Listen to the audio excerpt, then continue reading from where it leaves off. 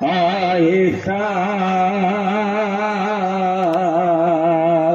آہستہ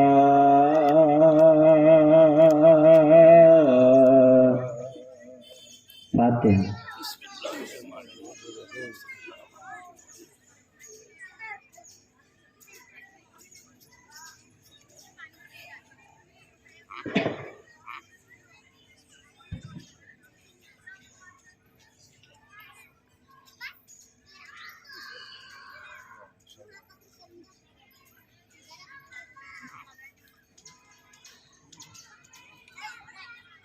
ایک سورہ فاتحہ مولانا شیخ ممتاز ابن صدیق علی کے لیے پڑھ دیجیے.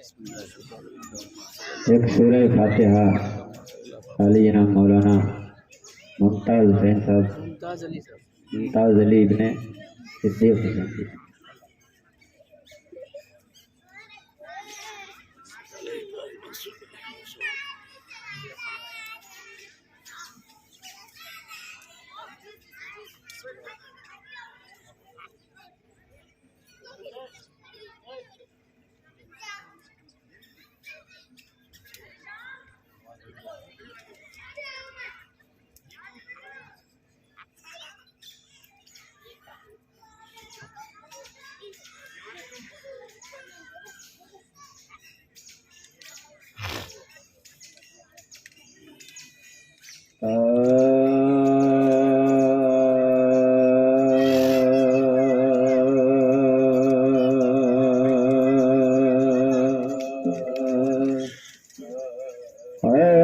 خان ہوئی ہند کی آمد ایک بار،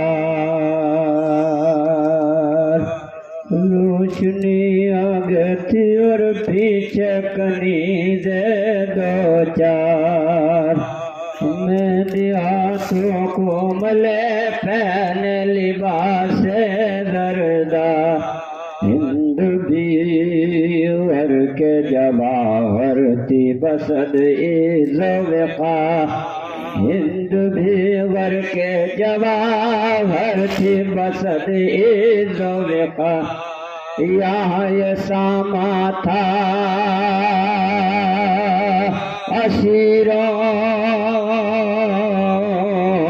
کے دکھانے کے لیے، اور واردائے بنا تھی منہ کو چھپانے کے لیے، واردائے بنا تھی منہ کو چھپانے کے لیے، ہند ٹھہری تو یہ روک عورت نے کہا، دیکھ آئی ہوں میں بیمار سا ہے ایک لڑکا، اور نہ پرستار ہے کوئی، نہ دوا ہے نہ پاپا کشبے کا سمجھ لو غریب الغربا، پاپا کشبے کا سمجھ لو غریب الغربا، کھول سکتا ہے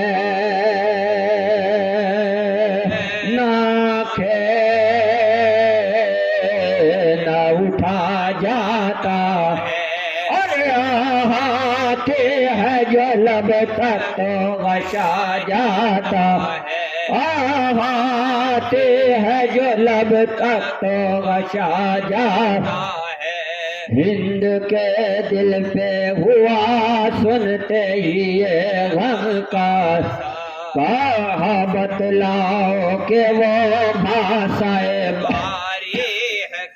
اللہ اللہ زمانے میں بھی ہے ایسے بشر، آئے اس حال کی پہلے سے نہ کی مجھ کو خبر، آئے اس حال کی پہلے سے نہ کی مجھ کو خود دوا اپنے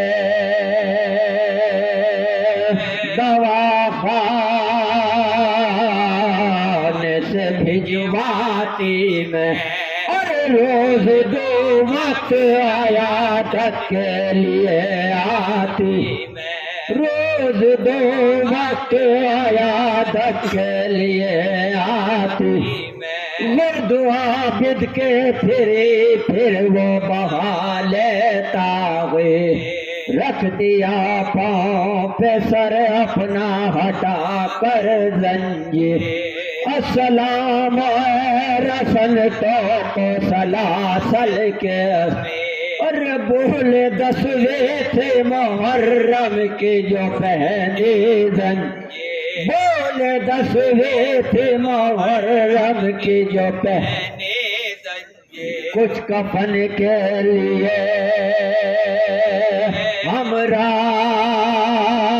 ہمراہ نہیں لایا ہوں اور باپ کو چھوڑ کے بے گور کفن آیا باپ کو چھوڑ کے بے گور کفن آیا اور غم نہ کھا گور کفن میں تجھے دوں گی واللہ ننگے سر تیرے جنازے کے چلوں گی مرنے والے تیرا کیا نام ہے جلدی سے بتا اور بول مولا بھی 40 برس ہے جینا بول مولا بھی 40 برس ہے جینا نام بے کسبی ہے قیدی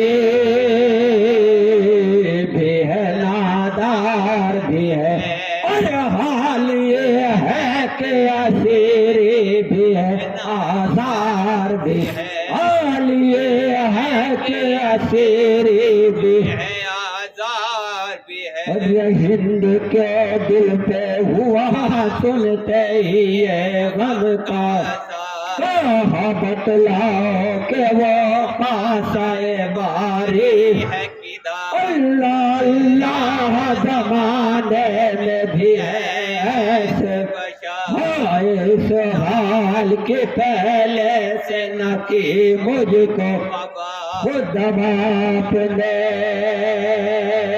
دوا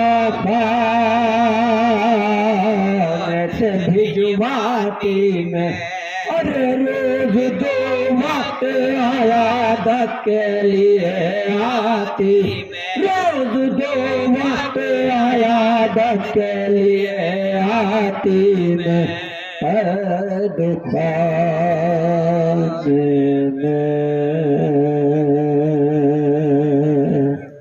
ماشاءاللہ سبحان اللہ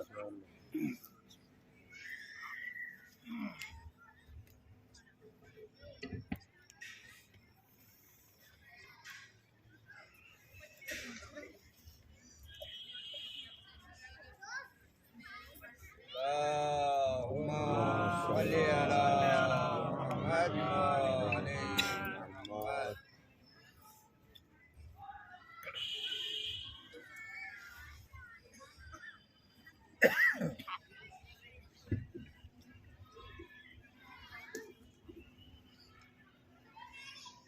فاتحہ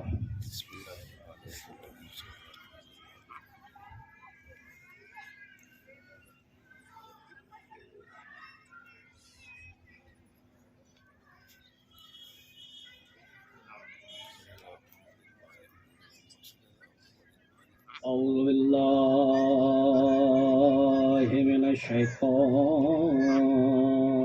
اللعین الرجیم بسم اللہ الرحمن الرحیم الحمد للہ رب العالمین والصلاة والسلام على سيدنا ونبينا وشفيع المذنبين أبي القاسم محمد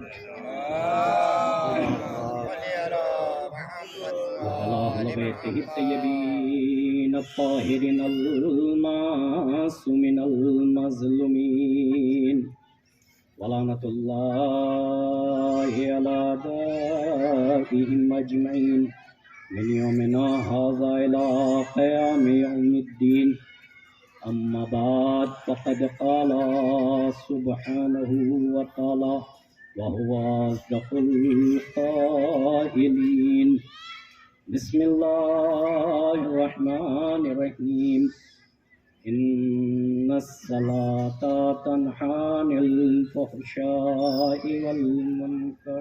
صلوات پڑھی محمد.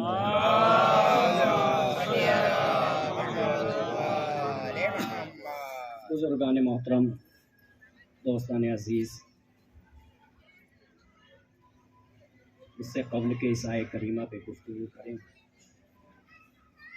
ہمارے درمیان سے ایک عالم بعمل رخصت ہوئے ہیں. ان کے لیے ایک سورہ فاتحہ، ایک مرتبہ سورہ حمد اور 3 مرتبہ سورہ قل کی تلاوت فرما کر جناب ممتاز صاحب مرحوم کی روح کو ایثار کریں.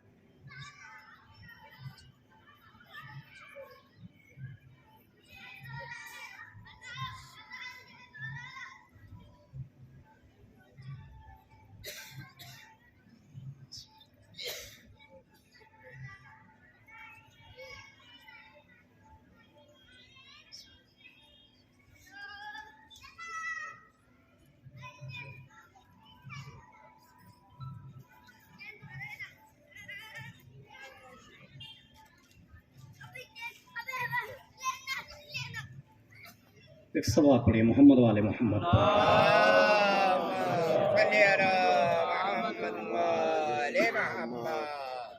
بہرحال جس آیے کریمہ کو عنوان گفتگو قرار دیا ہے، بڑی مشہور و معروف آیے کریمہ ہے. جب بھی نماز کی فضیلت اور نماز کی عظمت بتانا ہوتی ہے تو اس آیے کریمہ کو سنانا رہتا ہے. لیکن میں آپ لوگوں کے ذہن میں ایک چیز ڈالنے کی کوشش کرتا ہوں کہ آخرکار اس نماز کی ضرورت کیوں پڑی. خالق کائنات نے اس نماز کے اوپر اتنی تاکید کی ہے کہ حد یہ ہے کہ انسان اگر ڈوب بھی رہا ہو تب بھی 2 رکعت نماز 4 کی 2 رکعت کی ہے، معاف نہیں کی. تو عزیزان گرامی، 2 چیزیں آپ کے سامنے کہ ایک نماز ہے اور دوسرے زیارت معصومین. ہم ہر معصوم کی زیارت کرنے کے لیے تو پہنچتے ہیں، آخرکار زیارت کی کیسے جائے؟ انداز ہمارا زیارت کا کیا ہونا چاہیے؟ ایک زیارت وہ ہوتی ہے کہ ہم آئے، علم کو چوما اور بوسہ لیا. دوسرے کسی بھی معصوم کے حرم میں ہم داخل ہوتے ہیں تو زیادہ سے زیادہ چوکھٹ چومی اور داخل ہو گئے. اس کے علاوہ اس کا طواف کیا چومتے ہوئے اور ہم نکل آئے. تو کیا یہ صحیح ہے کہ اس انداز میں ہم داخل ہوں اور اسی انداز میں ہم نکل آئیں؟ پھر ہم یہ کہتے ہیں کہ اتنا وقت ہمیں فلاں معصوم کی زری پہ جاتے ہوئے ہو گیا لیکن ہمیں کوئی فائدہ نہیں ہوا. تو کیا ہماری خامی ہے یا اس زری کی ہے؟ اگر ہماری دعا وہاں سے قبول نہیں ہو رہی ہے تو خامی کس جگہ ہے؟ تو کہیں نہ کہیں خامی ہمارے اندر ہے. وہاں تو کمی ہے ہی نہیں، اس جگہ سے تو کمی ہے ہی نہیں، وہاں تو شفا ہی ملتی ہے. تو خامی کہاں ہے؟ ہمارے اندر. طریقہ زیارت اس انداز میں ہونا چاہیے اور محسوس بھی کیجیے گا. روح کو روحانیت سے جوڑ دیجیے، جسم کو نہ جوڑیے، روح کو روحانیت سے جوڑ دیجیے. اور روحانیت سے روح کو روحانیت سے کیسے جوڑنا ہے؟ پہلے کسی بھی معصوم کی جب زری پہ جائیں، دہلیز پہ جائیں تو تھوڑی دیر کے لیے خاموش کھڑے ہو جائیں اور آنکھیں بند کر لیں اور باہر کھڑے ہو کے جس معصوم کی بھی زری پہ جا رہے ہیں ان سے گفتگو، محو گفتگو ہو جائے. مولا میں آپ کی زری پہ آیا ہوں، مولا کائنات ہو، امام حسین ہو، امام حسن ہو، بی بی فاطمہ زہرا سلام اللہ علیہا ہو، صلوات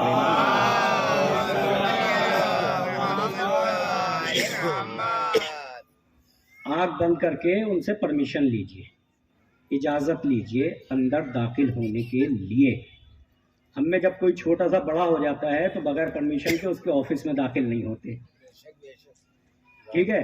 تھوڑا سا اگر ہم میں سے کوئی بڑا ہو جائے تو اس کے آفس میں بغیر پرمیشن کے داخل نہیں ہوتے ہیں۔ تو جو کائنات کے مالک ہوں ان کے در میں بغیر پرمیشن کے داخل ہو جائیں؟ صلوات پڑھیے محمد و آل محمد۔ ذرا سوچئے کہ کیا ان کے دربار میں بغیر پرمیشن کے ہم داخل ہو جائیں؟ داخل ہونے کے لیے پہلے امام کو، جس معصوم کی زری پہ جا رہے ہیں، پہلے اس کو سلام کیجئے، اور سلام کرنے کے بعد اب یہ محسوس کیجئے کہ مجھے ادھر سے جواب سلام ملے، ٹھیک ہے؟ ادھر سے مجھے جواب سلام ملے۔ بس آنکھیں بند ہو اور محو گفتگو اس معصوم سے ہو جس معصوم کی ہم زری پہ پہنچے ہیں۔ جب محو گفتگو کریں گے تو محسوس کریے، اور آپ کو محسوس ہوگا انشاءاللہ، کبھی دیکھیے گا، محسوس کریں کہ ادھر سے بھی ہمیں سلام جواب ملا ہے۔ کیا میرے مولا میں داخل حرم ہو سکتا ہوں؟ محسوس کریے کہ ادھر سے بھی اجازت ہے کہ داخل حرم ہو سکتا ہے۔ یہ طریقہ ہے حرم میں داخل ہونے کے لیے۔ جب ہم امام سے اس طرح سے جڑیں گے تو محسوس کریں گے کہ کوئی روحانیت ہے جو ہم سے جڑی ہوئی ہے اور اس سے ہم محو گفتگو ہیں۔ صلوات پڑھیے محمد و آل محمد۔ جب تک ہم اس چیز سے نہیں جڑیں گے تو وہاں سے ہمیں فائدہ نہیں مل سکتا ہے۔ محسوس کریں کہ جس سے ہم محو گفتگو ہیں وہ شخصیت یہاں پہ موجود ہے۔ جب تک ہم اسے وہاں محسوس نہیں کریں گے، جب تک وہاں سے ہمیں شفا نہیں ملے گی۔ تو عزیزان گرامی، حرم میں داخل ہونے کے لیے اس کا طواف کرنا شرط نہیں ہے، شرط یہ ہے کہ اس سے محو گفتگو ہو جاؤ۔ بس یہی محو گفتگو اس خالق سے جڑنے کا ہے نماز میں۔ نماز پڑھنا کمال نہیں ہے، اس خالق سے جڑنا کمال ہے۔ صلوات پڑھیے محمد و آل محمد۔ ٹھیک ہے؟ تو اس نماز میں یہ ہے کہ نماز وہ ہے جو انسان کو فحشہ گفتگو سے، گناہوں سے محفوظ کر لے، اس کا نام عبادت ہے۔ عبادت اس کا نام ہے جو گناہوں سے روک لے، فحشہ گفتگو سے روک لے۔ اب نماز ہے کیا چیز؟ نماز کو اہم چیز سمجھنا ہے کہ نماز ہے کیا چیز۔ ہر عالم دین نماز کی طرف تاکید کرتا ہے عوام سے، نماز پڑھو، اللہ کے سامنے سجدہ و سجود ہو، ٹھیک ہے؟ ہر کسی کی تبلیغ یہ کی جاتی ہے کہ نماز پڑھیے جناب، آپ نماز نہیں پڑھتے، آپ نماز نہیں پڑھتے۔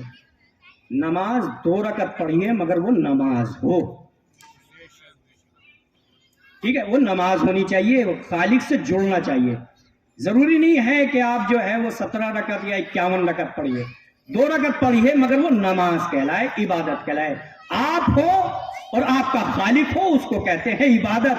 یہ نہیں ہو آپ خالق کے دربار میں تو ہیں اور پورا ذہن جو ہے ہمارا مارکیٹ میں ہے، تو کیا یہ نماز کہلائے گی؟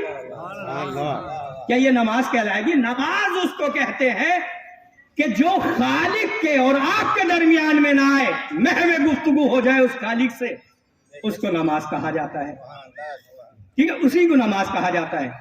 اب نماز کیا چیز ہے؟ دیکھیں 4 چیزیں، میں جلدی جلدی آپ کو پہنچا کے ربط مسائل دیتا ہوں، زیادہ وقت نہیں لوں گا۔ 4 چیزوں کے موٹی چیزیں میں بتا رہا ہوں، 4 چیزوں میں انسان کی پوری لائف ہے، پوری زندگی 4 چیزوں میں گزارتا ہے۔ کیا چیز ہے؟ ایک واجب ہے، دوسرا حرام ہے، تیسرا مستحب ہے، چوتھا مکروہ ہے۔ اب ان چیزوں کو سمجھنے کی کوشش ہے۔ واجب کے مقابلے پہ حرام کو رکھا گیا ہے، ہم پلہ ہم وزن، اس چیز کو سمجھنا۔ واجب اگر ادھر ہے تو ادھر حرام ہے، دونوں کو ہم پلہ ہم وزن رکھا گیا۔ دوسرے آ جائیے، ایک زنا نیچے آ جائیے، ایک طرف مستحب ہے، دوسری طرف مکروہ ہے، ہم پلہ ہم وزن ہے۔ اب یہ ہم پلہ ہم وزن کیسے ہے؟ خالق نے عبادت کو واجب کیوں قرار دیا بندوں کے اوپر کہ یہ تمہارے اوپر واجب ہے؟ ہمیشہ یاد رکھیے، جو چیز قیمتی ہوتی ہے اس کی حفاظت ضروری ہوتی ہے، ٹھیک ہے؟ اس چیز کی حفاظت کرنا ضروری ہوتی ہے۔ مثلا سونے جواہرات آپ کے یہاں ہیں تو اس کی حفاظت کے لیے آئے گی بعد میں، پہلے اس کے حفاظت کرنے کے انتظامات کر لیے جائیں گے، ٹھیک ہے، اس کے انتظامات کرنے کے لیے ہمیں الماری لانی رہے گی، اس کے اندر پھر ایک تجوری ہوگی، پھر اس کے اندر ایک ہوگی تاکہ وہ محفوظ رہے۔ تو ہم جو مادی چیز ہے اس کی حفاظت کے لیے ہم اتنا بندوبست کرتے ہیں تاکہ وہ محفوظ رہے۔ تو جو انسان یہ ہے، اللہ نے ان کو خلق کیا ہے، تو ہماری کیا یوں ہی اہمیت ہے؟ انسان تو وہ ہے کہ جس کا کوئی مول ہی نہیں ہے، جس کی کوئی قیمت ہی نہیں ہے۔ جب اتنی یہ قیمتی چیز ہے تو کیا یوں ہی پیدا کر کے اللہ نے چھوڑ دیا؟ اس کو بھی تو کوئی انتظام کرنا چاہیے تھا اس کی حفاظت کے لیے، اس کو محفوظ کرنے کے لیے۔ تو اس نے اس کو، جب یاد رکھیے ہماری جو اولاد ہوتی ہے تو ہم پوری کوشش کرتے ہیں کہ یہ ہر بیماری سے محفوظ رہے، نیک اور صالح رہے، کسی طرح کی اسے بیماری نہ لگے۔ اگر خدا نہ خواستہ بیماری اسے پکڑ لیتی ہے تو ڈاکٹر سے باپ والدین یہ جملہ کہتے ہیں، میرا ایک ایک خطرہ بھی اگر اسے لگ جائے تو اس کی جان بچ جائے، چاہے میری جان چلی جائے۔ یہ جملہ رہتا ہے، میری جان چلی جائے۔ یہ کون کہہ رہا ہے؟ جو سبب خالق ہے وہ یہ جملہ کہہ رہا ہے، اور جو خالق حقیقی ہے کہ وہ یوں ہی چھوڑ دے گا؟ صلوات پڑھیے محمد والے بھائی، سبب خالق یہ کہہ رہا ہے میرا ایک ایک خطرہ اس کو لگ جائے، اور جو خالق حقیقی ہے تو وہ کیا اپنی اولاد کو یوں ہی چھوڑے گا؟ اس نے یوں نہیں چھوڑا، بلکہ اس نے اس کی حفاظت کے لیے نماز کو فرض کر دیا۔ نماز کو کیوں فرض کیا؟ کہ اس کے اوپر نماز واجب ہے۔ کیوں واجب کی گئی؟ تاکہ یہ محفوظ رہے، حفاظت میں رہے۔ کس طرح سے حفاظت میں رہے؟ اب اس کو کہ نماز کو چھوڑنے بھی نہیں پائیے، ادھر واجب قرار دیا، ادھر دوسری طرف خوف طاری کرا۔ بہت توجہ چاہوں گا، خوف بھی طاری کیا، کہا نماز واجب ہے، اس کے مقابلے پر رکھا یہ چیزیں حرام ہیں، یہ چیزیں مستحب ہیں، یہ چیزیں مکروہ ہیں۔ واجب کس کو کہتے ہیں؟ چار چیزیں میں بتا رہا ہوں، بہت موٹی چیز ہے۔ واجب کس کو کہتے ہیں؟ شریعت کے مسائل کو ایک طرف رکھیے، اس کو سمجھنے کی کوشش کریے گا۔ شریعت میں تو بہت سی چیزیں کہی گئی، مگر یہ سمجھیے کہ واجب کہتے کس کو؟ واجب ہر اس شے کو کہا جاتا ہے جو انسان کے جسم کو بہت زیادہ فائدہ پہنچائے، شریعت نے اسے واجب قرار دے دیا۔ شریعت نے اسے کیا کہا؟ کہ یہ تمہارے اوپر واجب ہے۔ اس لیے واجب ہے۔ اب اس میں یہ بتائیے اس میں خالق کا کیا فائدہ ہے؟ ہر اس چیز کو واجب قرار دے دیا ہے تمہارے اوپر کہ جو جسم کو بہت زیادہ فائدہ پہنچائے، اس کو واجب قرار دے دیا۔ اس کے مقابلے پہ کیا رکھا؟ ہم پلہ، ہم وزن، حرام کا یہ چیز تمہارے اوپر حرام ہے۔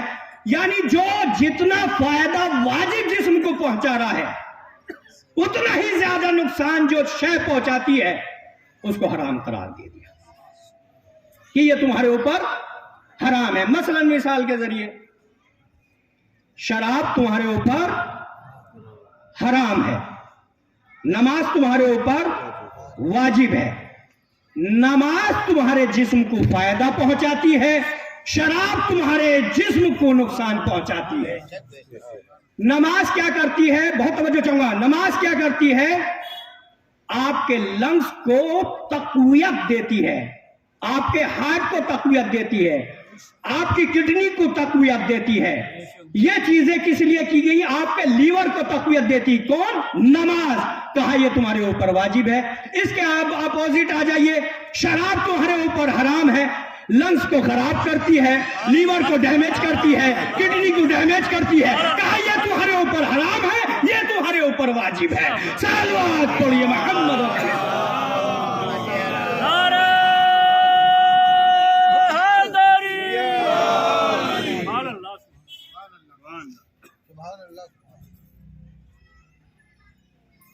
ایک اور صلوات پڑھیے محمد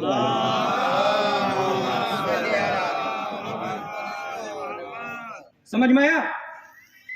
کسی بھی چیز کے لیے اس کے جب تک فوائد نہیں بتائے جائیں گے تو یہ فطرت انسانی ہے، اس کی طرف راغب نہیں ہوتی ہے۔ ٹھیک ہے؟ ہم نماز کو سمجھ رہے تھے کہ شاید اللہ کے سامنے سجدہ و سجود ہوں گے. ہم مسئلے کو سمجھے نہیں کہ اللہ نے واجب کیوں قرار دی گئی ہے اور حرام کیوں قرار دیا گیا ہے. تو عزیزان گرامی جتنا زیادہ فائدہ جسم کو پہنچائے گا وہ واجب قرار دی گئی ہے. اب آ جائیے نماز میں. نماز میں ابتدا کس چیز سے شروع کی گئی؟ وضو سے کیا گیا نا. کہا کہ تمہیں شرط ہے طہارت تمہارے اوپر، اور وہ طہارت کی شکل میں وضو دی گئی کہ جب تم میری بارگاہ میں آنا تو طاہر ہو کے آنا. کیا کہا کہ وضو کر کے آنا. ٹھیک ہے، وضو کا پورا حکم واجب کا قرآن کریم کے اندر موجود ہے. فَاغْسِلُوا وُجُوهَكُمْ وَأَيْدِيَكُمْ. ٹھیک ہے، وہ آیت آپ پڑھ لیجیے. تو اس کے اندر ہے، لیکن کچھ اس کے اندر مستحب بھی ہیں. ایک واجب رکھی گئی ہے اس کے اندر اور کچھ چیزیں مستحب رکھی گئی ہیں. ٹھیک ہے، تو مستحب کیا چیزیں ہیں؟ دونوں ہاتھوں کو دھونا، کلی کرنا، ناک میں پانی دینا. یہ کیا ہے؟ مستحبات ہے. واجب کیا ہے؟ نیت کرنا، چہرے پہ پانی ڈالنا، دونوں ہاتھوں کا دھونا اور سر اور پیر کا مسح کرنا. یہ واجب قرار دیا گیا. ٹھیک ہے، واجب کرنے کے بعد پہلے کہا کہ جو ظاہری تمہاری نجاست ہے، جس کے ذریعے تم بیماری میں مبتلا ہونے کا خطرہ ہے، پہلے ان کو دور کر کے پھر میری بارگاہ میں آ جاؤ. ٹھیک ہے، جو ظاہری ہے. کرونا میں کیا ہوا تھا؟ کووڈ کے دور میں گھر کے اندر جب داخل ہونا پہلے ہاتھ دھو لو، پیر دھو لو، منہ دھو لو. کیوں؟ کہ ان میں انفیکشن ہوتا ہے. اما اس سائنس والوں کی اس دنیا کی سمجھ میں آج آیا ہے کہ انفیکشن کے اندر انفیکشن ہوتا ہے، اسے دھو کے تب گھر میں آنا، ورنہ تم جس چیز کو ہاتھ لگاؤ گے وہاں پہ انفیکشن چلا جائے گا. منہ کو لگاؤ گے تو منہ کے ذریعے جسم کے اندر چلا جائے گا. یہاں تو 1400 سال پہلے ہی بتا دیا ہے کہ جب بھی تم آنا تو ایک وقت نہیں بلکہ 5 وقت نماز پڑھنا تاکہ انفیکشن تمہارے جسم میں داخل نہ ہو سکے. صلوات پڑھیے محمد.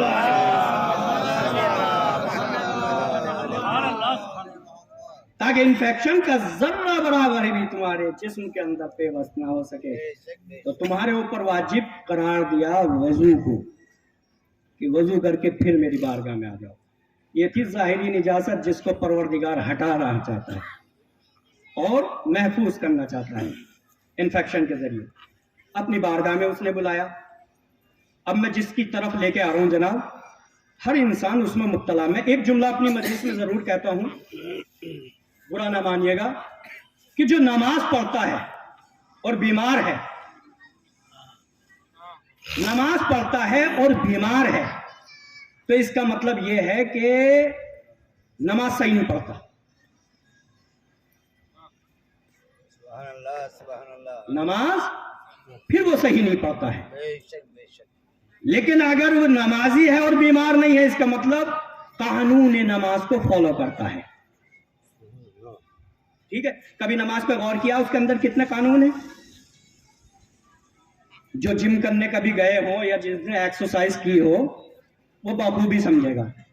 جم کے اندر کوئی سمجھانے والا ایک ٹیچر ہوتا ہے کہ تمہیں اگر چیسٹ بنانی ہے تو یہ والی کسرت کرو، شولڈر بنانے ہے تو یہ والی کسرت کرو، اس انداز میں پکڑنا ہے، اس انداز میں اس جگہ تک لانا ہے، نہ اس سے اوپر لے کے جانا نہ اس سے نیچے لانا.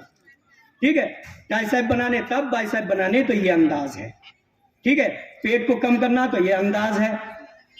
ہر چیز کا ایک الگ الگ طریقے سے آپ کو اسٹیپ بائی اسٹیپ وہ چیزوں کو بتاتا ہے کہاں پہ کرو گے تو کہاں پہ ایفیکٹ پڑے گا. ٹھیک ہے، یہ چیز ہے. نماز میں کیا کیا گیا؟ کہ یوں ہی جا کے پڑھ لو نماز؟ نہیں، قانون ہے اس کے اندر. اس قانون کو فالو کرو گے تو بیمار نہیں پڑو گے. کیا قانون ہے؟ جب مصلی پہ آئیے، جس کے یہاں شولڈر پین ہوتا ہے یہ یا مائگرین کی پریشانی ہوتی ہے تو یہاں سے ایک مسل C4 یا C3 سے دبتی ہے، کیونکہ یہ زیادہ تر ہمارے یوز میں گردن رہتی ہے. ٹھیک ہے، تو جہاں سے کرتی وہ C4 یا C3 اس جگہ پہ زیادہ ہمارے پہ ایفیکٹ پڑتا ہے کیونکہ یہ یوز میں زیادہ آتی ہے گردن ہمارے. ٹھیک ہے, یہاں سے اسپائن سے لے کر اور یہاں تک 7 ہڈیاں ہوتی ہیں اوپری حصے میں. تو زیادہ تر ہمارے یہاں C4 C5 میں یا C3 میں ان میں پریشانی آتی. اس کے بعد جو ہمارے یوز میں آتی ہے زیادہ تر, تو یہ یہاں سے بیک بون میں جو بیچ کے یہاں سے لے کر اور یہاں تک یہ 12 ہڈیاں ہیں. اس سے نیچے کو ٹل بون تک 5 ہڈیاں آتی ہیں بیک بون میں. ان میں L4 L3 جو زیادہ یوز میں آتی ہیں. ٹھیک ہے, جھکیں گے پیچھے یہ ہوں گے اس طرح سے ہوں گے. تو یہ 2 جگہ کی ہمارے زیادہ یوز میں آتی اور یہیں سے زیادہ پریشانی ہمیں لاحق ہوتی ہے. ٹھیک ہے, یہ چیز ہوتی ہے. اب آپ سنیے, مصلی پہ آگے کھڑے ہوئے آپ, کیا یوں ہی آگے کھڑے ہو جائیں؟ نہیں, ایک انداز ہے. انداز کیا ہے؟ نیت کریے پہلے, واجب ہے نیت. جو بھی نماز پڑھنی ہے اس کا تعین کیجئے. آپ نماز صبح پڑھنی ہے, ظہر پڑھنی ہے, عصر پڑھنی ہے, مغرب پڑھنی ہے, جو بھی پڑھنی ہے. قبلہ رخ شرط ہے, قبلہ رخ کھڑے ہو. اس کے بعد یہاں سے دونوں ہاتھ یہ انداز میں اٹھیں گے. بہت توجہ چاہوں گا, وہ جم کو یاد رکھیے جو میں نے بتایا. اگر یوں ہی جا کے آپ بغیر ٹیچر کے کرنے لگے تو آپ کے جسم پہ کہیں بھی ایفیکٹ نہیں ہوگا. نقصان تو ہوگا, فائدہ نہیں ہوگا. ٹھیک ہے, کہیں نہ کہیں مسلس جو ہے وہ ڈیمیج ہو جائے گی اور پھر وہ درد میں مبتلا ہو جائیں گے. قانون نماز یہ ہے کہ جب مصلی پہ کھڑے ہوں دونوں ہاتھوں کو قبلے کی طرف لائیں, یہ ہتھیلیوں کو یہاں سے, اور یہ انداز میں اٹھیں گے. کہاں تک زور پڑ رہا ہمارا؟ یہ جب ہمارے اٹھیں گے تو یہ شولڈر بھی اٹھیں گے ساتھ میں. ٹھیک ہے, یہ اٹھے اور یہ لانے کے بعد یہاں پہ تھوڑی دیر کے لیے ہولڈ کیجئے. کتنی دیر ہولڈ ہوگا؟ اللہ نے قانون بتایا کتنی دیر ہولڈ ہونا ہے. کہ اتنی دیر, جب اوپر لانا تو بالیوں تک لانا, یہ کان کی بالی. ٹھیک ہے, یہ انداز ہونا چاہیے, ہتھیلیاں قبلے کی طرف ہو اور یہ انداز ہو کے بالیوں تک لائیں. یہاں سے اٹھے اور یہاں جب ہاتھ آئے تب بولنے کے لیے حکم ہے. یہ نہیں کہ یہاں سے اٹھتے جا رہے ہیں بالیوں تک ہاتھ پہنچے ہم نے اللہ اکبر کہہ بھی دیا. نہیں, ہاتھ اٹھاتے چلے جائیے اور اٹھانے کے بعد جب بالیوں پہ آ جائیں, یہ دیکھیں اب اتنا یہاں سے اٹھانے کے بعد یہاں ہولڈ کرنے کے لیے بولتا. کیا بول رہا خالق کا؟ جب یہاں آ جانا تو اب بولنا اللہ اکبر. اب انہیں دھیمے سے زانو پہ لے آئیے سیدھے. جو انسان کے اوپر, لڑکی کے اوپر 9 سال کے, لڑکے کے اوپر 15 سال پہ واجب قرار دی, جو جب سے ایکسرسائز کرے گا تو مجھے بتائیے مرتے دم تک شولڈر میں پین نہیں ہوگا. جو یہ انداز کرتا رہے گا ہوگا کس کے؟ کہ جو نماز نہیں پڑھ رہا یا نماز کے قانون کو فالو نہیں کر رہا ہے. صلوات پڑھیے محمد و آل محمد. ٹھیک ہے, قانون نماز کو فالو نہیں کر رہا. تو یہ جب ہم نے کیا اللہ اکبر, اس کے بعد یہاں, اس کے بعد کہتا اب سورہ حمد کی تلاوت کریں. تلاوت کب کرنی؟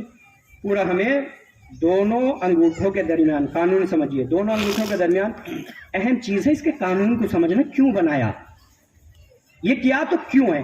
اسلام میں کوئی بھی چیز بلا وجہ نہیں ہے, اس کی کوئی نہ کوئی وجہ ہے, ریزن ہے, بغیر ریزن کے نہیں. اور یہ ریزن ہمارے جسم کو فائدہ پہنچاتا ہے. ورنہ خالق کے سامنے سجدہ پر سجود ہو تو کہتا میرے سامنے جھک جا. سبحان ربی العظیم و بحمدہ, سبحان ربی الاعلی و بحمدہ, اس کی حمد ہو گئی.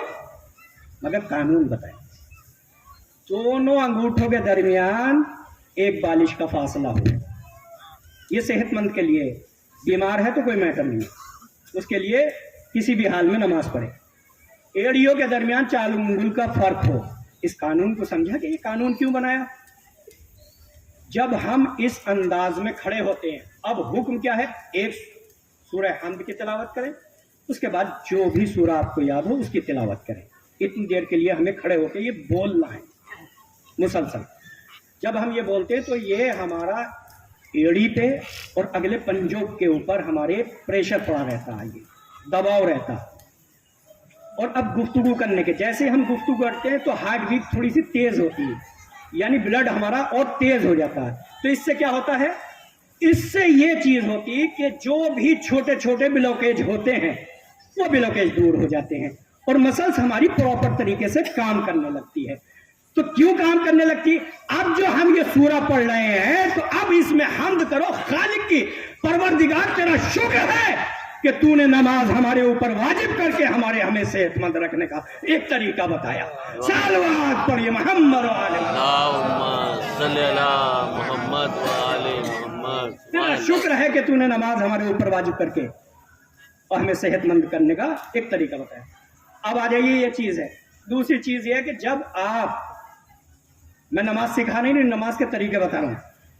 नमाज तो आप बेहतर जानते हैं मुझसे कि जब आपके दोनों सूरे खत्म हो जाएं तो फिर वही अंदाज इख्तियार करिए कि दोनों हाथों को उठाइए और कानों को बालियों के लिए। जब ये यहाँ आ जाए उसके बाद आप रुकू में आ जाएं। अब रुकू में कैसे आना? जिसके L4 L3 में बैकबोन में परेशानी, वो बागौर सुने। जब ये आए तो क्या होगा? इन हथेलियों को, ये बीच की हथेली घुटने के ऊपर आए और आपका जिस्म यूं खिंचा रहे। ये नहीं कि जैसे मार तोड़ के लाए गए हों बस यूं, सुभान रब्बियल आला व बिहम्दिही अज़ीम व बिहम्दिही, बिल्कुल एकदम खिंचा रहे बदन, बिल्कुल ये अंदाज में रहे। ठीक है। कानून शरीयत में क्या बताया कि अगर गिलास रख दो, गिलास कब रुकेगा? जब आपका जिस्म खिंचा होगा ना, एक जगह रुका होगा, तभी तो गिलास रुकेगा ना, पीठ के ऊपर। बताया तो है कि पीठ के ऊपर या इस अंदाज में झुको, बल्कि खींचे रहो। L4 L3 की परेशानी को ये दूर करेगा कब? जब आपका जिस्म बिल्कुल खिंचा रहेगा ये अंदाज में। और इसके जरिए से आप हथेलियों के जरिए से घुटने को पीछे की जानिब धकेलें, इनसे पूरा जोर देके पीछे की जानिब धकेलें। दोनों घुटनों को पीछे की जानिब जब धकेलेंगे तो ये नर्म है। इसका ताल्लुक कहाँ से है? बेहतर जानते होंगे आप, मुझसे पढ़े लिखे ज्यादा है। इसका ताल्लुक कहाँ से है? दिल से है। जब इसको हम करेंगे तो हार्ट के ऊपर हमारे प्रेशर पड़ता है। यहां से नर्म चीज को सख्त चीज पे प्रेशर देने के लिए बोला। ठीक है। यहां से घुटनों को पीछे की जानिब धकेलो। अब यहां करने के बाद अब यह हुक्म है कि अब गुफ्तगू करो खालिक से। क्या गुफ्तगू करना है कि 3 मरतबा बोलो सुब्हाना रब्बियल अज़ीम व बिहम्दे। फिर बोलो 2 बार हो। ये बोलने के बाद अब खालिक कहता है कि खामोश हो जाओ वहीं पे। 3 बार बोलने के बाद खामोश कहा, खामोश हो जाओ। क्यों खामोश हो जाओ? कि जो हमारा यहां से प्रेशर से और बोलने से ब्लड हमारा ऊपर की जानिब आया था, रीढ़ की हड्डी में जो परेशानी थी, L4 या L3 में जो नस दबी हुई थी, जब खून का प्रेशर उधर पड़ता है तो वो खुल जाती है। ठीक है। वो परेशानी हमारी दूर होने लगती है। अब क्या कहा कि यहाँ पे जब आप कयाम की हालत में आना तो रुकू से बोलते नहीं आना। का कैसे आना? का पहले सीधे कयाम की हालत में आ जाओ और अब बोलो। क्यों बोलो यहाँ पे आने के बाद? कि जो ब्लड हमारा जहां से चला था बोलने के जरिए वो अपनी जगह पे सही और सालिम पहुंच जाए। ठीक है। सही और सालिम वो अपनी जगह पे पहुंच जाए, बोलने के जरिए पहुंचेगा। यहां से खामोश कह दिया, खामोश हो जाओ। यहां से जब आए और यहां जब हम आएंगे तो अब बोलिए। अब हुक्म है शरीयत का, अब बोलिए समी अल्लाहु लिमन हमिदा। अब जो ब्लड जहां से चला होगा, अगर थोड़ा बहुत रुका होगा तो वो बोलने के जरिए अपनी जगह पे आ जाएगा। एक सलवात पढ़िए मोहम्मद व आले मोहम्मद। अल्लाहुम्मा सल्ली अला मोहम्मद व आले मोहम्मद। ठीक है। हम सोचते हैं कि शायद हम सजदा व सुजूद खालिक के सामने। अरे मसले को तो समझिए, खालिक ने वाजिब क्यों करार दिया है। ये अंदाज हमारा कब है कि जब ये अच्छा जब बोलते हैं तो ये L4 L3 में नहीं है परेशानी को दूर करेगा रुकू, बल्कि किसको करेगा? हमारी किडनी को भी साफ करता है। जो मैंने कयाम की हालत में बताया था, किडनी को भी करेगा। ये दोबारा एक ही चीज थी। हमारे जिस्म की जरूरियात में अहम चीजें क्या है? लीवर और किडनी, ये 2 चीजें। इन 2 चीजों को खालिक इतना फिल्टर करा देता है नमाज में ताकि ये सेहतमंद रहे। और जब ये सेहतमंद रहेंगे तो इंसान सेहतमंद रहेगा। ठीक है। तो जब रुकू में आते हैं तो हमारे बोलने से किडनियां भी साफ होती हैं, लंग्स की भी सर्विस हो जाती है और हमारे हार्ट भी वर्क तेजी से करने लगता है। तो जब वहां से वर्क तेज हो जाता है तो इन तमाम चीजों के हमारी सेहतमंद होने लगती है। تو یہ ہمارے نماز کو واجب قرار دیا گیا. واجب اس چیز کو کہتے ہیں جو ہمارے جسم کو بہت زیادہ فائدہ پہنچائے اسے واجب. شراب ان کو ڈیمیج کرتی اسے حرام قرار دے دیا. صلوات پڑھیے محمد و آل محمد. اللهم صل علی محمد و آل ٹھیک ہے. محمد. قیام میں آنے کے بعد سیدھے بولا. اس کے بعد کیا کرنا ہے ہمیں؟ اللہ اکبر کہہ کر رکوع میں چلے جانا. رکوع کے مسئلے کو سمجھیے گا، اہم چیز کو. رکوع کے وہ سجدے میں چلے جانا. سجدہ بھی ہم صحیح نہیں کرتے. اکثر لوگوں کو دیکھتا ہوں کہ ان کا سجدہ اور رکوع اور قیام ادھر دوڑ رہا ہے، رکوع ادھر جا رہا ہے، سجدہ ادھر جا رہا ہے. ہم سوچتے کہ نماز بہت اچھی پڑھ رہا ہے. ٹھیک ہے. سجدے میں جب ہم پہنچیں گے تو صحت مند کے لیے حکم یہ ہے کہ 7 اعضاء کے اوپر اپنے جسم کو روکیے. اب کس انداز میں 7 اعضاء کہاں کہاں ہونے چاہیے اور کس انداز میں ہونے چاہیے؟ یہ دونوں ہاتھ کی ہتھیلیاں اور یہ انگوٹھے. اب سمجھیے گا ان چیزوں کو. ہاتھ کی ہتھیلیاں اور یہ انگوٹھے اہم چیز ہے. انگوٹھے یہ جب ہم رکھیں گے تو چہرے کے یہاں رکھیں گے. یہ دونوں انگوٹھوں کا برابر بالیوں سے ہونا چاہیے لیول. یہ بالیاں کان کی ہوں تو یہ انگوٹھے کا وہی انداز میں ہونا چاہیے. یہ رکوع سجدے کا ہے. یہ آگے نہ ہو، زیادہ پیچھے نہ ہو، بلکہ جہاں کان کی بالیاں ہوں گی وہیں یہ 2 انگوٹھے ہوں گے. یہ ہاتھ کی ہتھیلیاں وہیں پہ رکی ہوں گی. دونوں گھٹنے ہوں اور دونوں پیر کے انگوٹھے ہوں. اہم چیز اس پہ کبھی غور کیا کہ یہ کیوں قانون بنائے گئے؟ یہ ہونا چاہیے، یہ ہونا چاہیے، یوں ہونا چاہیے. یہ چیز کو سمجھنا اہم چیز ہے. کب پیشانی ہو، ان سب کے اوپر اپنے جسم کا برابر سے وزن دے دینا. نہ کسی پہ زیادہ ہو نہ کسی پہ کم ہو. سب پہ برابر اپنے جسم کو ہولڈ کیجئے، پورے جسم کے ساری. اب یہ کون سے ہیں؟ یہ سارے اعضاء اہم اعضاء ہے جن کے اوپر برابر سے وزن کا حکم دیا گیا ہے کہ ہولڈ کیجئے. یہ جو پیشانی ہے نا، یہ پیشانی اہم چیز ہے. یہاں نورانیت کا بہترین چکر ہے. اس جگہ پہ ہمارے جسم کے اندر سامنے اور پیچھے اہم چکر ہوتے ہیں. آپ نے سنا ہوگا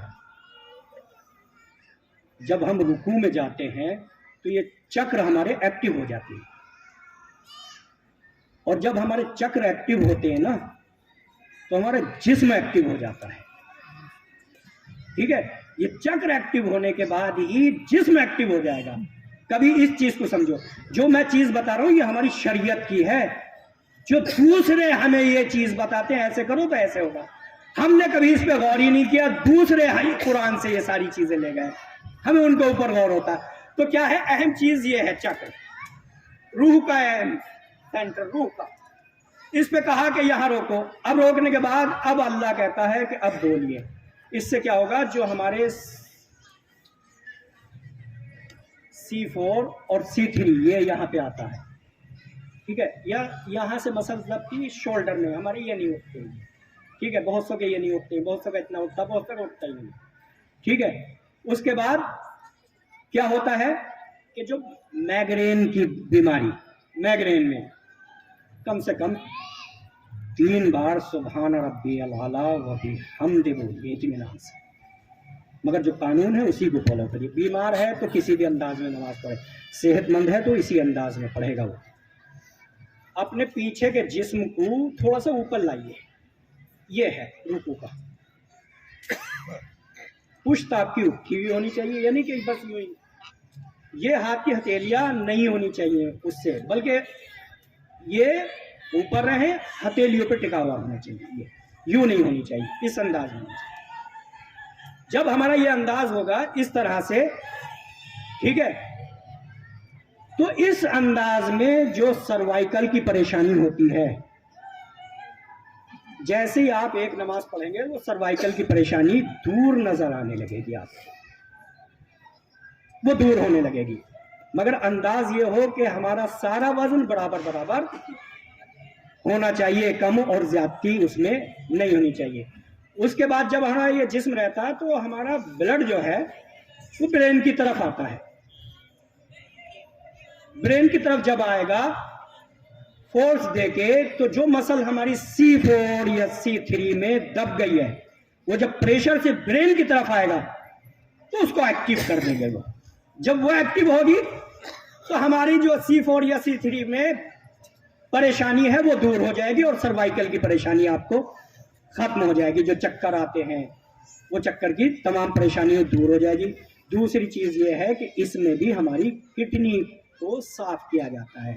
سروائیکل کی بھی پریشانی، کڈنی کی بھی پریشانی، لیور کی بھی پریشانی سجدے سے دور ہوتی ہے۔ صلوات پڑھیے محمد وعلى محمد۔ بہرحال اگر میں اس کا آپریشن کروں بہت وقت مجھے چاہیے، ٹھیک ہے؟ تو اہم چیز میرا کہنے کا مقصد ہے کہ نماز میں یا کسی چیز میں کوئی چیز رکھی گئی تو اس میں کیوں ہے، سائنس کے اوپر نظر کرنا کہ یہ رکھی تو شریعت نے کیوں رکھی ہے۔ اہم چیز ہے کہ یہ کیوں رکھی گئی۔ اس کے بعد سجدے سے اکثر ہوتا ہے کہ جیسے سجدے سے اٹھتے ہیں، پہلے سجدے سے تو ہم استغفر اللہ ربی واتوب الیہ یہاں تک آتے آتے وہ تمام ہو گیا۔ نہیں، جو برین کی طرف بلڈ آیا ہے وہ اپنا استھان، اپنی جگہ اطمینان سے لے لے۔ سجدے سے اٹھو اور یہ انداز میں آنے کے بعد اب کہو استغفر اللہ ربی واتوب الیہ۔ جو بلڈ برین کی طرف گیا تھا بولنے سے وہ اپنی جگہ پہ آ جائے گا، تاکہ آپ کو پریشانی بھی لاحق نہ ہونے پائے۔ وہ کب ہوتی؟ جب بغیر قانون کے پڑھیں گے تو بلڈ اپنی جگہ پہنچا ہی نہیں ہے، آپ سیدھے یوں خاموش بیٹھ گئے، کہتے کہتے چلے گئے، تو وہاں اور پریشانی آ سکتی ہے۔ تو کیا ہے قانون نماز کو اہم چیز ہے سمجھنا کہ کیا قانون ہے۔ یہاں آنے کے بعد پھر کہیے پھر سجدے میں جائیے، یعنی 2 سجدے وہ کرا رہا ہے۔ اس کے بعد کیا ہے، اب اس چیز کو سمجھیے، بس میں یہیں تمام کرتا ہوں، کبھی اور موقع ملے گا آگے نماز میں بتاؤں گا۔ اس کے بعد جب ہم یہ سجدہ کرتے ہیں، ایک چیز کو اور سمجھ لیجئے، جو سجدے میں کرتے ہیں، جب ہم قیام سے سجدے سے آ کے بیٹھتے ہیں تو پیروں کے رکھنے کا انداز کیا ہونا چاہیے، اس کو سمجھیے گا۔ بہت سے پیر کو تھوڑا سا دوری میں رکھتے ہیں، بہت سے یوں ہی پنجوں پہ روک کے کر لیتے ہیں، ٹھیک ہے، بہت سے اتنا چڑھا لیتے ہیں۔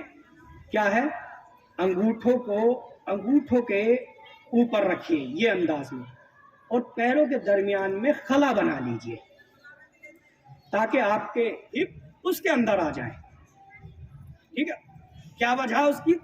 کہا گیا نا یہ مستحب ہے، اس انداز میں دائیں کو بائیں اوپر ہونا چاہیے، یہ مستحب ہے، مگر کتنا ہونا چاہیے اہم چیز یہ ہے۔ کیا پورا پیر رکھیں، پنجے کے اوپر پنجہ پورا رکھیں، آدھا رکھیں، کتنا رکھیں، یہ چیز سمجھنا اہم چیز ہے۔ کیا رکھنا ہے، انگوٹھے کو اوپر، انگلیوں کو اوپر، بیچ میں گیپ ہونا چاہیے تاکہ اس کے اندر آپ بیٹھ جائیں۔ یہ چیز جو ہے کس چیز کو دور کرے گی؟ جس کو پائلس کی پریشانی ہے اس چیز کو دور کرتی ہے۔ یہ ہمارا اتنی دیر کا بیٹھنا اور بیٹھنے کے بعد کہنا استغفر اللہ ربی واتوب الیہ، اس انداز میں آپ کو بیٹھنا، یہ پائلس کی بیماری کو دور کرتا ہے۔ صلوات پڑھیے محمد والے۔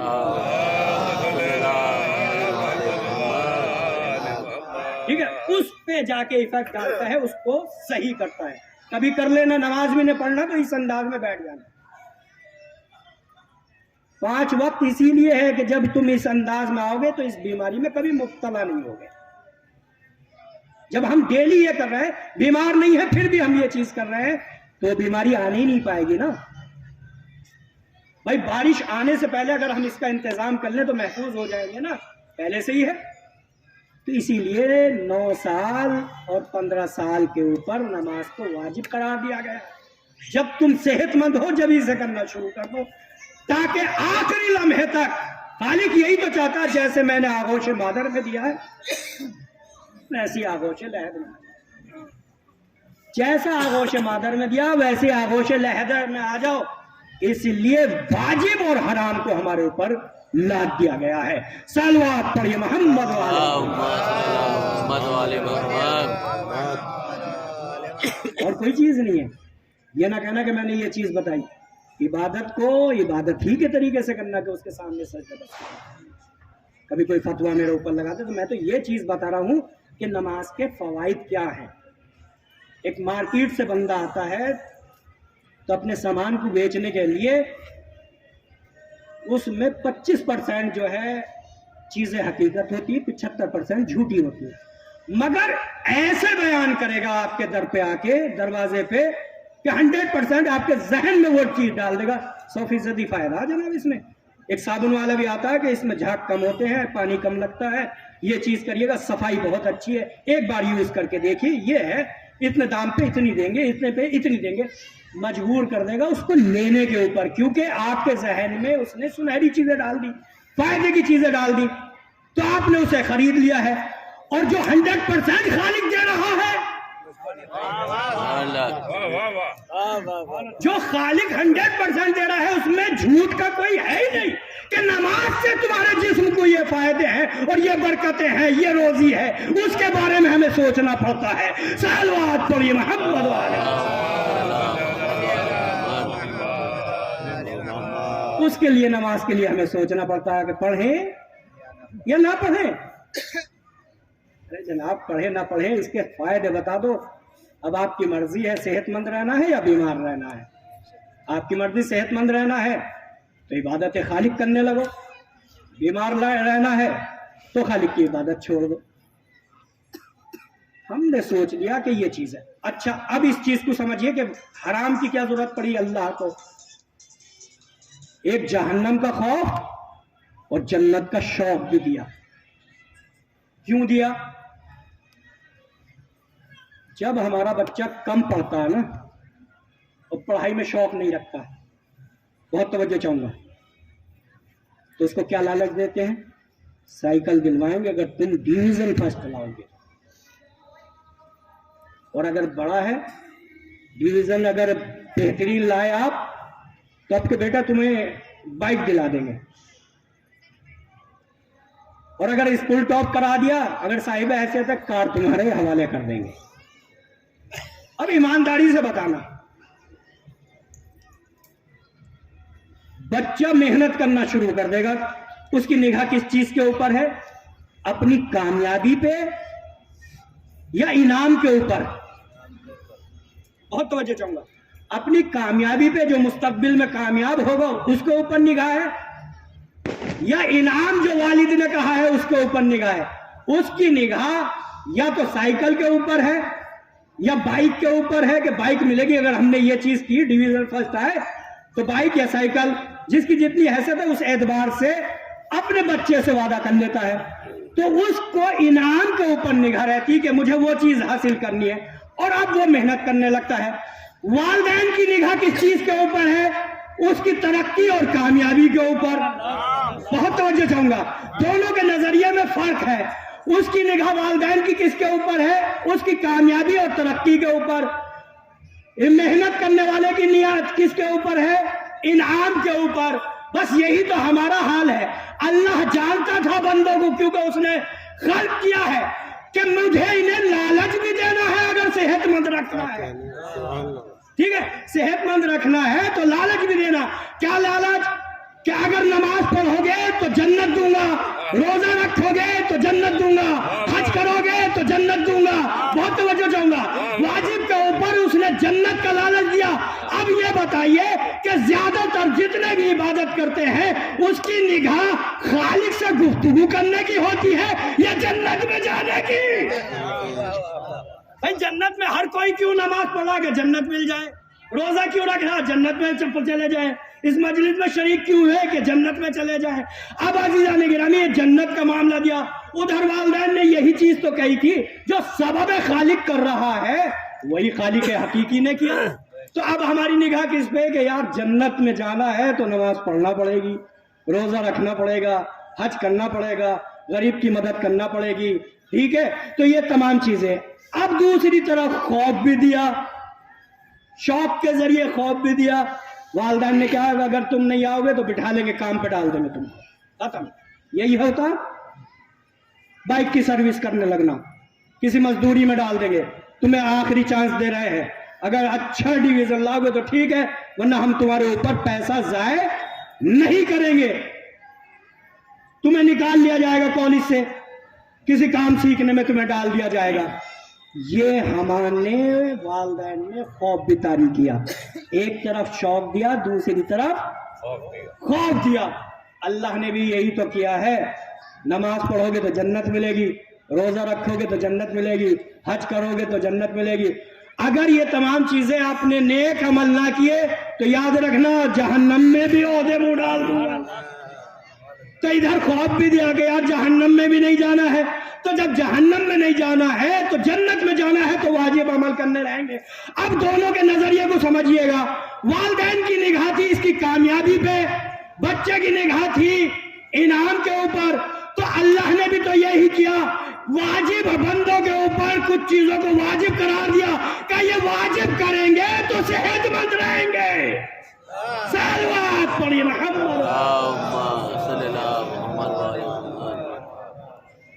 جب واجب عمل کریں گے تو صحت مند رہیں گے. تو یہ ایک طریقہ اللہ نے کیا، شوق اور خوف. اور مولا کائنات علی ابن ابی طالب علیہ السلام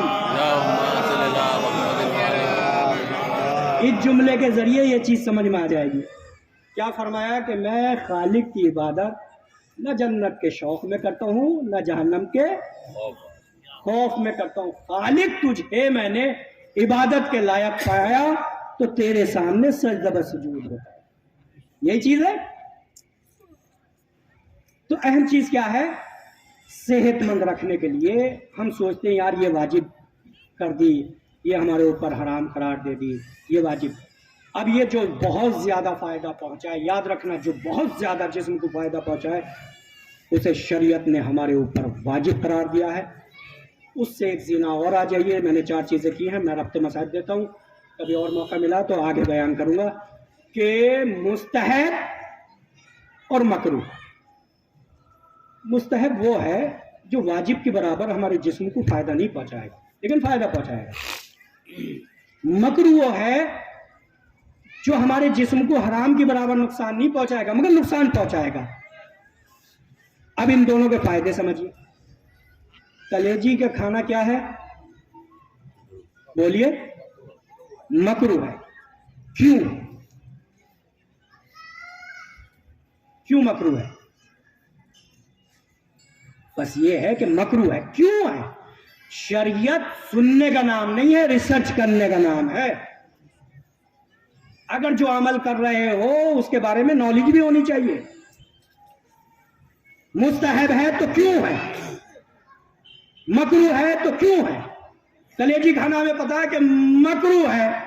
میں نے کہا کہ جو جسم کو نقصان تو پہنچائے گی، حرام کے برابر نہیں پہنچائے گی، اس کا مطلب نقصان پہنچائے گی تو مکروہ قرار دے گی. کلیجی کڈنی میں اسٹون پیدا کرتی ہے، پتھری پیدا کرتی ہے، اس لیے اسے مکروہ قرار دے دیا گیا. نقصان پہنچا رہی یا نہیں پہنچا رہی؟ تو شریعت نے اسے کیا کہا کہ یہ مکروہ ہے. نقصان پہنچانے والی چیز کو مکروہ قرار دیا کہ یہ چیز مستحب ہے. مثلا موٹی سی مثال میں دوں آپ کو. مسواک کرنا کیا ہے؟ مستحب ہے. کیوں مستحب ہے جناب؟ اس لیے مستحب ہے کہ جو دانتوں کے اندر ریزے رہ جاتے ہیں اس کے ذریعے ہمارے ریزے اگر رہ جائیں گے تو دانتوں کو نقصان پہنچاتے ہیں، دانتوں کو ویک کر دیتے ہیں، جبڑے کو ویک کر دیتے ہیں، منہ کی بدبو آنے لگتی ہے. کسی کے پاس اگر آپ کھڑے ہو کر گفتگو کریں گے تو آپ کے منہ سے جو بھاپ نکلتی سامنے والے کو الرجی ہوتی ہے اس سے. ٹھیک ہے، اس لیے قرار دیا گیا ہے کہ مسواک کرنا مستحب ہے. اب یہ مستحب فائدہ پہنچا رہا ہے یا نہیں؟ دانتوں کو مضبوط کرتا ہے، جبڑوں کو مضبوط کرتا ہے، ذہن کو تیز کرتا ہے. یہ چیز نہیں، ذہن کو بھی مسواک تیز کرتی ہے، بینائی کو بھی تیز کرتی ہے. مسواک ہے دیکھنے میں چھوٹی چیز ہے لیکن ان چیزوں کے اوپر فائدہ پہنچاتی ہے. اسے شریعت نے کیا کہا؟ یہ مستحب ہے تمہارے اوپر. تو 4 چیزیں سمجھ میں آئی: واجب، حرام، مستحب، مکروہ. اب جہاں مستحب ہوگا تو یہ سوچ کے کرنا کہ جسم کو کہیں نہ کہیں یہ چیز فائدہ پہنچائے گی، اور کوئی شریعت نے اگر مکروہ کہا ہے تو سمجھ لینا کہ جسم کو یہ نقصان پہنچائے گا. صلوات پڑھیے محمد والے محمد. صلی اللہ محمد و آل محمد. ایک بلند ترین صلوات پڑھے محمد والے. اللہم صلی اللہ محمد و آل محمد. تو جو اسلام کو بہترین مذہب کہا گیا ہے، اسی بنا پہ کہا گیا. جو چیز رکھی گئی ہے اس کے اندر ریزن ہے، بغیر ریزن کے کوئی چیز اسلام میں نہیں ہے. اور یاد رکھنا وہ زیادہ تر ہمارے جسم کو فائدہ پہنچائے گی. اب ہماری مرضی ہے کہ اس کو انجام دیں، اور ہماری مرضی ہے اسے نقصان اٹھائیں. اچھا، ایک چیز میں ہدیہ کر دوں اور زیادہ سے زیادہ لوگوں تک یہ میسج پہنچانا کہ جس کے بیک بون میں پریشانی رہتی ہے، بہت غور سے سمجھنا. 2 رکعت نماز رکھی گئی ہے عشاء کی نافلہ مستحب، اس کو غور سے سمجھنا. اور جو بھی بیک بون میں جسے L4 L3 جس کو بھی یہ پریشانی آتی ہے وہ غور سے سنیں. مستحب رکھی گئی، انداز بیٹھنے کا وہی ہوگا جو میں نے ابھی سجدے کے بتایا ہے. پیر کو کتنا رکھنا ہے اور کیسے رکھنا ہے. 2 رکعت نماز ہے وہ عشاء کی، اسے ضرور پڑھنا. ٹھیک ہے، عشاء کی 2 رکعت نماز مستحب ہے، اسے ضرور پڑھنا. اور اگر وہ نہ بھی پڑھنے والا ہو اور جس کو بیک بون کی پریشانی، وہ دن میں کم سے کم 3 سے 4 بار کرے. انداز سنیے گا. مستحب نماز جو 2 رکعت بیٹھ کے پڑھتے ہیں، اس میں ہمیں کیا کرنا ہے؟ نیت کرنی ہے، اس انداز میں بیٹھ جانا ہے اور یہ سیدھے انداز میں رہنا. کمر کے اندر لوز پن نہیں ہونا چاہیے، بالکل بھی کھچی ہوئی ہونی چاہیے بیک بون. یہ انداز ہو. ٹھیک ہے. دیکھیں کتنی دیر بیٹھنا اور کس انداز میں بیٹھنا، یہ اہم سمجھنا. جو وقت معین خالق کی طرف سے ہے اس کے اندر ہے. آپ کو گھڑی نہیں دیکھنا، آپ کو تلاوت کلام کرنا ہے. بس سورہ حمد کی کرنی اور دوسرے سورے کی کرنی، بس وہی وقت آپ کے بیٹھنے کا ہے اتنی دیر کے لیے. لیکن سورے کی جو تلاوت کرنا ہے، جب حکم یہ ہے کہ جب مستحب نماز پڑھنا تو ٹھہر ٹھہر کے پڑھنا، بہت تیز نہیں پڑھنا. جماعت کے لیے حکم ہے کہ اس میں تیزی ہو. اس پہ مد نظر رکھا گیا ہے کہ پتہ نہیں جماعت کے اندر کون بیمار ہے، کون کس عالم میں ہے، تو اس کے لیے حکم ہے کہ جلدی سے ختم. لیکن فرادہ کے لیے حکم ہے کہ اطمینان سے نماز کو ادا کیا جائے. اس کی وجہ یہی ہے تاکہ سکون سے جسم کی پریشانی کو یہ ذکر ہمارے ختم کر سکے. سورہ حمد کی تلاوت کریں گے، دوسرے کی کریں گے بیٹھ کے، یہی ہے. اس کے بعد ہم رکوع میں جائیں گے. اب اہم چیز سمجھنا، رکوع میں یہ انداز ہی رہنا دونوں تلاوت کرتے وقت، دونوں سوروں کی یہ انداز. اس کے بعد ہم رکوع میں دھیرے سے جائیں گے. جس کے بیک بون میں پریشانی وہ غور میں دھیمے سے ہم رکوع کی جانب جائیں گے. جسم کھچا ہوا ہونا چاہیے. جو سجدگاہ ہم رکھتے ہیں نا، جس کے زیادہ پریشانی ہے تو جتنا جھک سکے رکوع میں اتنا جھکے. ٹھیک ہے. اور جس کو کم پریشانی ہے یا نہیں ہے تو اس کو وہ اور سنے. ایک انداز ہے جس کو پریشانی تو جتنا جھک سکے رکوع میں آ جائے، وہ کمر کھچی ہوئی ہونی چاہیے. سجدے کی جانب اپنی گردن کو لائے. ٹھیک ہے. گردن کو لانے کے بعد وہاں پہ 3 بار ذکر کرنا ہے، سبحان ربی العظیم و بحمدہ. کمر جھکی ہوئی ہونی چاہیے. اس کا اہم طریقہ کیا ہے؟ سجدہ جو ہے اس سے 4 انگل اونچی پیشانی کو روکنا ہے. ٹھیک ہے. 4 انگل اونچا پیشانی کو ہولڈ کر کے رکھنا ہے. 3 بار صلوات پڑھنا ہے، 3 بار ذکر الہی کرنا ہے، پھر 3 بار صلوات پڑھنا. اتنی دیر اپنے کو ہولڈ رکھنا وہاں پہ. ٹھیک ہے. ہولڈ کرنے کے بعد سیدھا ایک دم سے پھر یہاں پہ آنا ہے، پھر کہنا سمیع اللہ لمن حمدہ، پھر ذکر کرنا ہے. یقین کریے اس انداز میں اگر 2 رکعت نماز پڑھیں گے فوراً ریلیف ملے گا، فوراً ایک دم بیک بون والے کو. ایک صلوات پڑھیے محمد والے. اللہم صلی اللہ محمد و آل محمد. فوراً ایک دم दवा खा के क्या होता है, दवा में एक जगह फायदा पहुंचाती है, दूसरी जगह इफेक्ट डालती है दवा। इस अंदाज में ये 2 रकत नमाज इस अंदाज में पढ़ना और इसको अपनी इबादत में शामिल कर लेना, ये 2 रकत नमाज, ठीक है। तो ये अंदाज हमारा रहना चाहिए। अगर किसी की ना आए तो मैं बाद में भी तरीका बता सकता हूँ, कितना कैसे झुकना है, किस अंदाज में करना है, वो तमाम चीजें। हालांकि जो चीज मैंने मिंबर में बताई है वो इस पे बताने वाली थी। सलवात पढ़िए मोहम्मद व आले मोहम्मद। अल्लाहुम्मा सल्ली अला मोहम्मद व आले मोहम्मद। तो इस्लाम के लिए हर मजहब इसीलिए कहता है बजाते खुद इस्लाम सही है, इस्लाम के मानने वाले सही है। इस्लाम को कोई गलत नहीं कहता, क्योंकि हमने इस्लाम को लिया तो है, लेकिन जिस अंदाज में लेना चाहिए उस अंदाज में नहीं है। कुरान को हमने लिया तो है, लेकिन जिस अंदाज में लेना चाहिए उस अंदाज में कुरान करीम को हमने नहीं लिया। ये सबसे बड़ा अलमिया है हमारे लिए कि कुरान के मानने वाले हैं, लेकिन कुरान की किस अंदाज में तिलावत करना है, कैसे तिलावत करना है, वो हमें नहीं पता। लेकिन अगर पूरी दुनिया के अंदर और हर घर के अंदर तिलावत कराना चाहते हैं, जो बुजुर्ग हैं उनकी तो गुजर गई, वो तो गुजर गई, लेकिन जो साहिब औलाद है वो समझे। जब स्कूल छोड़ते हैं बच्चों को ना, पूरा जब तैयार कर दें तो बच्चों से कहो एक आयत की तिलावत करके तब स्कूल जाना। एक आयत की, पूरा रुकू की नहीं, एक आयत की तिलावत करके तब स्कूल जाना।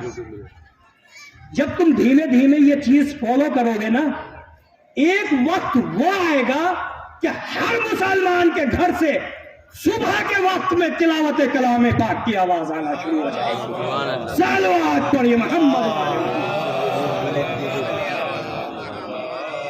हर घर से सुबह के वक्त तिलावत कलाम कुरान करीम की आवाज आना शुरू हो जाएगी।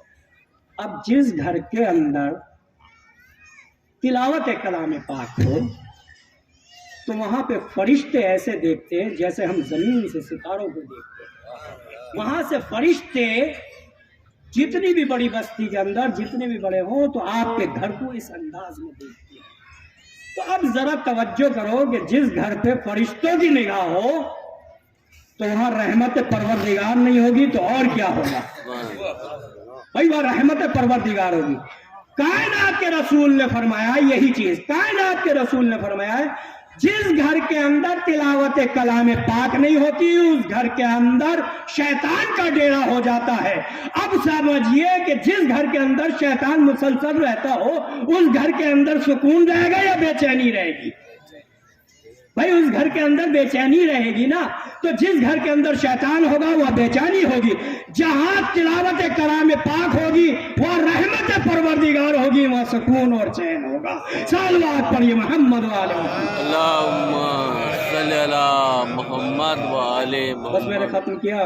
मुझसे मैंने इरादा था आधा घंटा पढ़ने का, लेकिन जनाब का हुक्म था 1 घंटा कम से कम पढ़ें। बहरहाल इसमें मुझे कसूरवार ना ठहराइएगा, ये बहुत कीमती मजलिस है। समझ रहे हैं। बहरहाल दुआ में याद रखिएगा कि जो ये दीन हम तक पहुंचा है, अहम चीज समझने की यह है कि जो दीन पहुंचा है और इसमें क्यों मेहनत की गई। अल्लामा कर्रार साहब एक जुमला कहते थे कि आखिरकार इमाम हुसैन की क्या जरूरत पड़ी थी जब सब लोगों ने बैत यजीद कर ली थी तो आप भी कर लेते। क्या जरूरत थी, इस जुमले को समझिएगा कि क्या जरूरत थी कि इमाम ने इतनी बड़ी कुर्बानी दी करबला के मैदान में। तो जरूरत इस बात की थी कि इमाम ये चाहते थे कि हमारा चाहने वाला रसूल का मानने वाला जहन्नम में न जाए। इसलिए इमाम हुसैन करबला में यजीद के मुकाबले पे खड़े हो गए और बैत से इनकार कर दिया। یہ چیز ہے. اب قربانی کس انداز میں؟ یہ دین ہم تک پہنچانے کے لیے، اس دین کے خاطر جو آج ہم نماز کو نماز کے طریقے سے پڑھ رہے ہیں، روزے کو روزے کے انداز میں ادا کر رہے ہیں، حج کو حج کے انداز میں کر رہے ہیں، جو بھی عمل شریعت ہے وہ صدقہ امام حسین ہے جنہوں نے بچا کے ہم تک پہنچایا ہے. آج جو کائنات کے اندر مسلمان پہچانا جاتا ہے وہ کربلا کی دین ہے، امام حسین کی محنت ہے. اور امام سے جب شریعت محمدی نے کہا کہ حسین اگر نانا کے دین کو بچانا ہے تو قربانی دینا پڑے گی، بس امام نے ایک جملہ کہا، اے نانا کے دین اگر مجھے قربانی دینا پڑے تو میں اس قربانی کے لیے تیار ہوں. کہا حسین تمہیں معلوم ہے کہ قربانی کس طرح دینا پڑے؟ کہ اس قربانی نانا کے دین کو بچانے کے لیے اون محمد کو دینا پڑے گا. امام نے کہا کہ اگر اون محمد کو دینا پڑے تو اے نانا کے دین میں تجھے بچا لوں گا. پھر دین نے آگے کہا کہ اگر یہی تک نہیں رکتی ہے یہ قربانی، کہ اگر دین کو بچانا ہے تو قاسم کے ٹکڑے دینا پڑیں گے، قاسم کو دینا پڑے گا. امام نے ایک جملہ کہا کہ نشانی امام حسن کو بھی دینا پڑے تو میں اسے بھی دینے کے لیے تیار ہوں نانا کے دین. پھر دین نے آگے بڑھ کے کہا کہ اے حسین یہی نہیں ہے، ابھی اور قربانی دینا پڑے گی. کہ نانا کے دین اور مجھے کیا قربانی دینا پڑے گی؟ کہ علی اکبر کو دینا پڑے گا. ذرا تصور کیجئے، علی اکبر کو دینا پڑے گا. ایک مرتبہ امام حسین نے کہا کہ اگر میں شبیہ رسول کو بھی دینا پڑے تو نانا کے دین تجھے بچانے کے لیے میں شبیہ رسول کو بھی دے دوں گا. پھر دین نے آگے کہا کہ یہی نہیں ہے بلکہ علی اصغر کو بھی دینا پڑے گا. کہ 6 ماہ کے علی اصغر کو بھی مجھے قربان پڑنا پڑے تو اے نانا کے دین میں علی اصغر کو بھی دے دوں گا. بس دین یہی نہیں رکا، پھر دین نے آگے کہا کہ اے حسین اس دین کو بچانے کے لیے بہن کی چادر بھی دینا پڑے گی. بس جیسے ہی چادر کا لفظ آیا امام کی آنکھیں اشکبار ہو گئی اور بس ہاتھ سے اثر کو جھکا لیا. پھر نانا کے دین نے کہا اے حسین بتاؤ نانا کے دین کو بچانا ہے یا نہیں بچانا؟ ایک مرتبہ سر کو اٹھا کے اشکبار آنکھیں ہیں، کہا نانا کے دین بہن کی چادر بھی دینا پڑے تو میں بہن کی چادر بھی دے دوں گا. بس وہی وقت آیا کہ جب جناب غازی عباس زینب پہ پہنچے ہیں اور پہنچنے کے بعد کہا ہے کہ مجھے اجازت دیجئے. بس عزیزان مظلوم کربلا وہ بہن کہتی ہے کہ میرے بابا نے کہا تھا کہ تیرے بازو میں رسن باندھی جائے گی اور تو بازو میں رسن باندھی جائے گی. تو میں یہ سوچتی تھی کہ جس کا عباس جیسا بھائی ہو اس کی بہن کے بازو میں کون رسن باندھ سکتا ہے؟ لیکن عباس تم آج کھڑے ہوئے ہو تو مجھے یقین ہو گیا کہ ان بازو میں رسن باندھی جائے گی. تمام بیویوں کو بلایا، کہا بیویوں ارے جس کے بھروسے میں نے تمہاری چادروں کی ضمانت لی تھی اب میں وہ ضمانت واپس لیتی ہوں. ضامن چادر جا رہا ہے، اب میں کس کے سہارے تمہاری چادروں کی ضمانت لوں؟ والی اکبر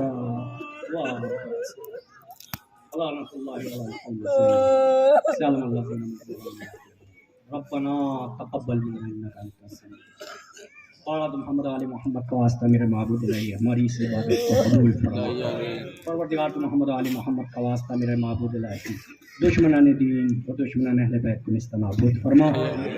پروردگار محمد علی محمد کا واسطہ فلسطین کے مسلمانوں پہ اپنا رحم فرما اور دشمنوں کو نابود فرما. پروردگار محمد علی محمد کا واسطہ میرے معبود الہی اے میرے پروردگار جو مریض ہیں چادر زہرا کے صدقے میں شفائے کاملہ عطا فرما. پروردگار محمد علی محمد کا واسطہ میرے معبود الہی جو بے روزگار ہیں ان کو روزی عطا فرما، جو روزگار ہیں ان کی روزی میں اضافہ فرما. پروردگار محمد علی محمد کا واسطہ میرا معبود الہی جو زیر علم ہیں ان کو علم میں کامیابی عطا فرما. پروردگار محمد علی محمد کا واسطہ میرا معبود الہی اے میرے پروردگار جتنے بھی مرحومین ہیں ان کے درجات کو بلند عطا فرما. پروردگار محمد علی محمد کا واسطہ میرا معبود الہی یا جو کمیٹی ہے اور جو اراکین ہیں ان کو سماوی وارضی تمام آفات سے محفوظ فرما۔ آمین۔ پروردگار محمد آل محمد کا واسطہ میرے معبود الہی، اے میرے پروردگار جن کی جائز تمنائیں ہیں اس فرش سے اٹھنے سے پہلے ان کی تمناؤں کو الہی پورا آمین۔ فرما۔ پروردگار اے میرے معبود الہی سے یہ زمانہ پورا شوب ہو چکا، ہمارے امام کے ظہور میں تعظیم فرما۔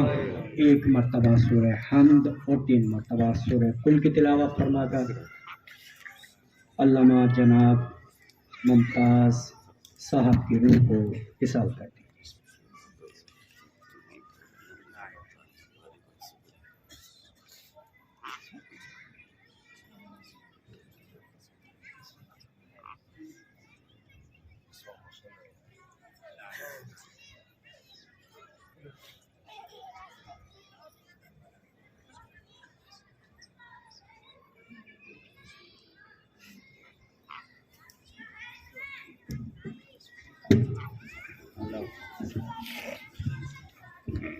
صلی اللہ وسلم علیکہ یا ابا عبداللہ، السلام علیکہ یا ابن رسول اللہ، السلام علیکم ورحمۃ اللہ وبرکاتہ، السلام علیکہ یا غریب الغرباء، السلام علیکہ یا معین الزلفاء والفقراء، السلام علیکہ یا شمس الشموس، السلام علیکہ یا انیس النفوس، السلام علیکہ ایھا المدفون بعرضتوس، السلام علیکہ یا مغشیت الزوار فی یوم الجزا، السلام علیکم ورحمۃ اللہ وبرکاتہ، السلام علیکم یا صاحب العصر والزمان، علمان علمان علمان، السلام علیکم یا خلیفۃ الرحمن، السلام علیکم یا شریک القرآن، السلام علیکم یا امام الانس والجان، عجل اللہ تعالی فرجک وصلی اللہ تعالی مخرجک وظہورک وجنسانک وامانک ورحمۃ اللہ وبرکاتہ۔ اللہم صلی علی محمد وآل محمد۔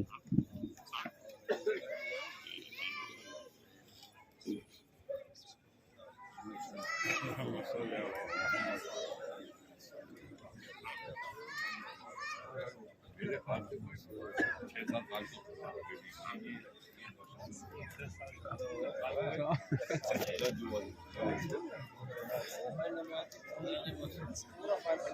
کی